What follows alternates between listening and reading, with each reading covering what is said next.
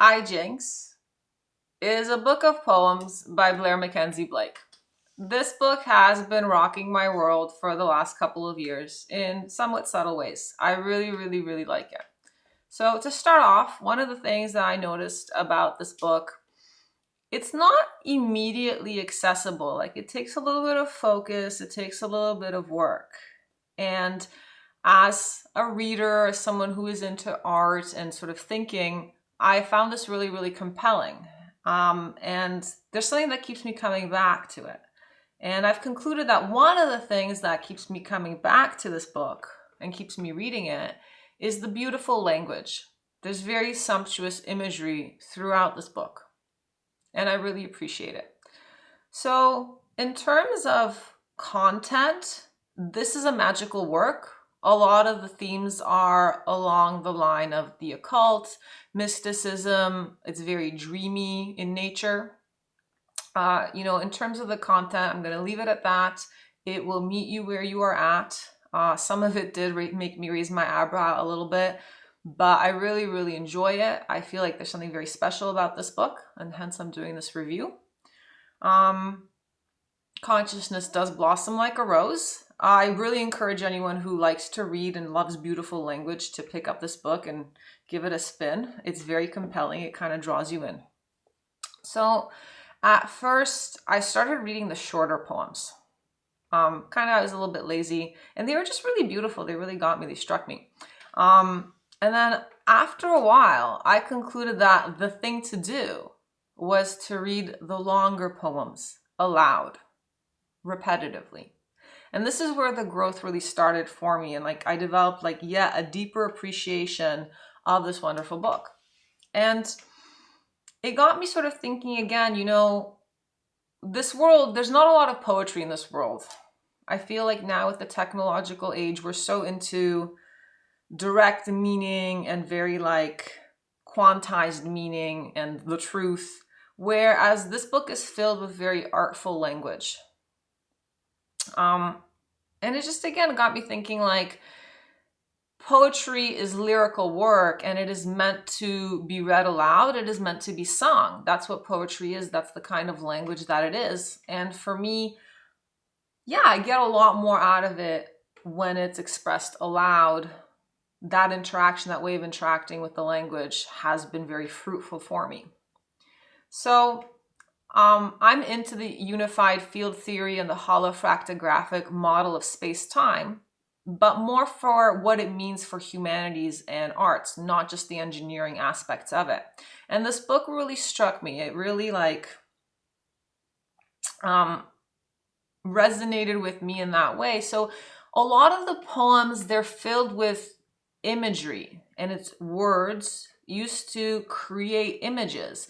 And I feel like the images, they're imbued with more information, and it's like this fractal. And that's what I really like about this book, where there's just so much there as long as you focus and are available to receive and kind of keep coming back to it. There's a lot of meat there. It's really lovely. And I recently acquired my second copy of Ijynx. Basically, for about 30 minutes, I thought that my first copy was gone, and so I just had to get another one. And this turned out to be a happy accident because I got a newer edition. And this is the newer edition from the Daily Grail. And it's got flaps, and it's got context. So now there's, this is what the author says about it, which is interesting because before I was sort of imagining the context, which is also cool too, but it's nice to have context and seeing what people say about this particular work. So one of the things that got me to make this commentary was on the back of the book, there's a little quote from Kenneth Grant calling it prose. And this sort of made me think, strictly speaking, I think you can call it prose. Some people use prose as a synonym for writing in general. I tend to think of prose as sentence structure. It starts with a capital and ends with a sentence, and it's in paragraph form, and it sticks to sort of syntax. Whereas I really think of these poems, especially the longer ones, as it's a lyrical work. And especially I got really excited sort of thinking about the longer poems as epic poetry. And it's like, it's very beautiful for me that it's 21st century epic poetry or late 20th century epic poetry. And the way that it is written and linguistically is fairly modern, it's very contemporary, but a lot of the content, it harkens back to an older time. A lot of it, it feels very ancient. And again, I like that sort of meeting point of something very new and something very old. For me, I feel like that's where like art is at right now. So I think that this is a wonderful lyrical work. And again, like, it's written in verse. It doesn't have rhyme most of the time, but there is meter to it for sure. Like, yeah, and it's intentional. The way the rhythm or the absence of rhythm is intentional. And so one of the things I found with this book, with some of the longer poems, there's sort of like clause after clause after clause, and it feels like a run-on sentence. And what I think it does is actually it helps with the visual aspect of the work, which is like it creates like a pan, like a long camera pan, which sort of gives it like a painting or like a vision kind of a feeling. But one of the interesting things that happens is when you go to read that poem out loud, you have to breathe somewhere. So then depending on where you put the period or where you put the stop as the reader, it gives it a framing for the meaning. And I find this really compelling. And I also think that is intentional. And that's sort of like that's a more lyrical device. And I really like that.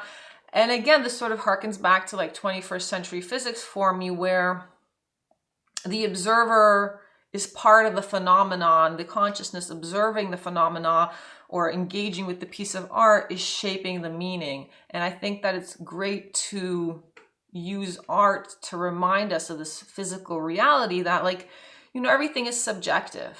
Even physics is telling us now that there's no abstract objectivity. You're part of the experience. And I think that is one of the roles of art, because always with art and always with language, you are always interpreting. We try to have these quantized words to exchange, but all the time, everyone is interpreting meaning based on, who they are and how they've used these words in the past.